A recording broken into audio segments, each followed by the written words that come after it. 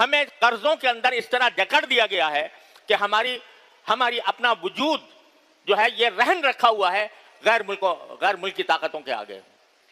اتنے قرضوں میں ہمیں جکڑ دیا گیا. ایک ایسا ملک جس کے پاس بے شمار وسائل ہیں، جس کے پاس پہاڑ ہیں، جس کے پاس دریا ہیں، جس کے پاس سمندر ہیں، جس کے پاس صحرا ہیں، جس کے پاس نباتات ہیں، جس کے پاس جنگلات ہیں، سارے قدرتی وسائل اللہ تعالیٰ نے عطا فرمائے ہیں، لیکن اس کے باوجود ہم قرضوں میں جکڑے ہوئے ہیں. اور قرضوں کی جکڑ بند کی وجہ سے ہم اپنے اصل مقاصد کی طرف بڑھنے کے لیے معذور ہو رہے ہیں کہ ہم در حقیقت ایک طرح سے غلام بنے ہوئے ہیں اپنے قرض دینے والوں کے. وہ ہم پر ایسی شرائط عائد کرتے ہیں جس کی وجہ سے ہم اپنے اصل مقصد وجود سے دور ہوتے جا رہے ہیں. یہ صورتحال ہے جس سے کہ آج ملک میں تقریباً ہر شخص پریشان ہے اور بسا اوقات مایوسی کی حد تک پریشانی بڑھ جاتی ہے. لوگ مایوس ہو رہے ہیں اور بعض اوقات لوگ پاکستان چھوڑ کر باہر جا رہے ہیں. بہت بڑی تعداد ہے جو اس لیے پاکستان چھوڑ کے جا رہی ہے کہ یہاں پر مسائل اتنے گمبھیر ہو چکے ہیں کہ ان کو اس کے کوئی حل کی صورت نظر نہیں آتی. پاکستان کے مطالبے کے وقت بچے کی زبان پر یہ نعرہ تھا، پاکستان کا مطلب کیا؟ لا الہ الا اللہ. آج ہمارے موجودہ ماحول میں وہ لوگ بہت کم ہوں گے جنہوں نے پاکستان کی تحریک کو اپنی آنکھوں سے دیکھا، جنہوں نے اپنی آنکھوں سے پاکستان بنتے ہوئے دیکھا. آج کے حکمران برسر اقتدار لوگ، چاہے وہ سول اداروں سے تعلق رکھتے ہوں یا ملٹری اداروں سے تعلق رکھتے ہوں، وہ ہیں کہ جنہوں نے اپنی آنکھوں سے وہ منظر نہیں دیکھا جب پاکستان بن رہا تھا. اور اس وقت بھی ہمارے اس اجتماع میں شاید ہی کوئی ایسا آدمی ہو، اور میرا خیال ہے کہ کوئی نہیں ہے سوائے میرے، جنہوں نے پاکستان بنتے ہوئے دیکھا، جنہوں نے پاکستان کے لیے جو نعرے لگائے گئے تھے، جو تحریک چلائی گئی تھی، اس کا نظارہ کیا ہو. میں اس وقت بہت کم سن بچہ تھا، لیکن اتنا شعور ضرور تھا کہ آس پاس کے ماحول میں جو پاکستان کی تحریک چل رہی تھی اور قدم قدم پر پاکستان زندہ باد، لے کے رہیں گے پاکستان، خون کی ندیاں بہائیں گے، پاکستان بنائیں گے کے نعرے اس وقت سے، بچپن کے وقت سے کانوں میں گونجتے ہیں. اور یہ ہماری ماضی قریب کی تاریخ میں پہلا ملک تھا جو اس بنیاد پر وجود میں آ رہا تھا کہ یہ مسلمانوں کے لیے ہے، اور اس کا مقصود یہ ہے کہ مسلمان کسی غیر مسلم کے تسلط سے آزاد ہو کر ایک ایسے ملک میں قیام پذیر ہوں کہ جو صرف مسلمانوں کی اقتدار کے تحت چلے، اور وہاں مسلمان اپنے مقصد وجود اور اپنے دین کو قائم رکھ سکیں اور اس کا تحفظ کر سکیں. تو اس لیے انہوں نے یہ ملک قائم کیا تھا. یہ ہماری شامت اعمال ہے کہ جب پاکستان قائم ہو گیا تو اس کے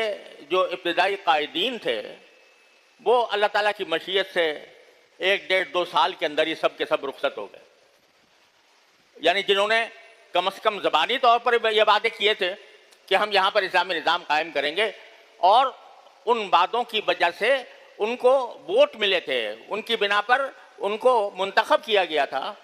اور فی الجملہ اور دوسرے حکمرانوں کے مقابلے میں الحمدللہ وہ بڑے غنیمت بھی تھے. تو ان میں مثلا نواب خان لیاقت علی خان مرحوم جو پہلے وزیر اعظم تھے پاکستان کے، تو وہ بڑے مخلص آدمی تھے، اور انہوں نے پاکستان کے لیے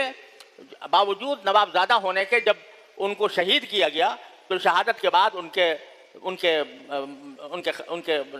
بینک بیلنس میں یا ان کے جیب میں یا ان کے خزانے میں کچھ 6,000 روپے پائے گئے تھے، سارے اتنے بڑے نواب کے، اس لیے کہ وہ پاکستان کے لیے مخلص تھے. اسی طرح قائد اعظم محمد علی جناح بہت جلد رخصت ہو گئے. حضرت شیخ الاسلام علامہ شبیر احمد صاحب عثمانی رحمۃ اللہ علیہ جو پاکستان کے صف اول کے قائدین میں سے تھے، وہ بھی سن 1949 میں یعنی پاکستان بننے کے تقریباً 1.5 سال کے بعد ان کی وفات ہو گئی، اور وفات میں بھی یہ بات تقریباً ظن غالب کے درجے میں ہے کہ ان کو زہر دیا گیا تھا۔ وہ بہاولپور یونیورسٹی کے ایک اجتماع میں تشریف لے گئے تھے، وہاں پر ان کو دعوت دی گئی تھی، اور وہیں پر بہاولپوری میں ان کی وفات ہوئی، اور جب ان کی نعش سامنے آئی تو نعش کے اوپر ایسے نشانات تھے جس سے یہ اندازہ ہو رہا تھا کہ ان کو زہر دیا گیا۔ تو جب پاکستان وجود میں آیا تو پاکستان کا اسلام کے نام پر وجود میں آنا ہی ہمارے دشمنوں کے لیے ایک بہت بڑا خطرے کا نشان بن گیا، اور انہوں نے ہر قسم کی کوششیں کی کہ کسی طرح یہ ملک کامیاب نہ ہو۔ ہمیں قرضوں کے اندر اس طرح جکڑ دیا گیا ہے کہ ہماری اپنا وجود جو ہے یہ رہن رکھا ہوا ہے غیر ملکی طاقتوں کے آگے۔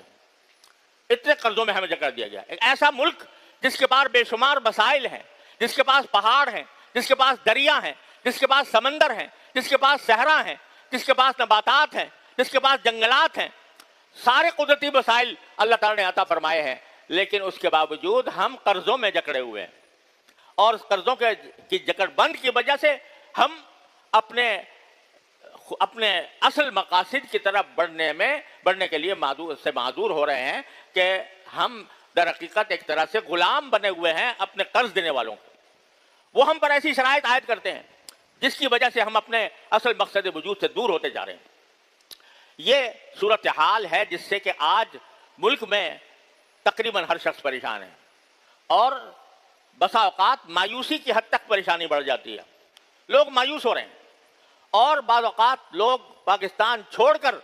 باہر جا رہے ہیں۔ بہت بڑی تعداد ہے جو اس لیے پاکستان چھوڑ کے جا رہی ہے کہ یہاں پر مسائل اتنے گمبھیر ہو چکے ہیں کہ ان کو اس کے کوئی حل کی صورت نظر نہیں آتی۔ لیکن اس کے باوجود میں آپ حضرات کے سامنے یہ آیت میں نے آپ کے سامنے تلاوت کی تو لا تہنوا ولا تحزنوا وانتم الاعلون ان کنتم مؤمنین، یہ اس وقت نازل ہوئی تھی یہ آیت جب غزوہ احد میں مسلمانوں کو عارضی طور پر شکست ہوئی تھی، 70 صحابہ کرام شہید ہو گئے تھے، اور خود نبی کریم سرور دو عالم صلی اللہ علیہ وسلم کے اوپر حملہ ہوا تھا، آپ کے دندان مبارک شہید ہوئے تھے، آپ کے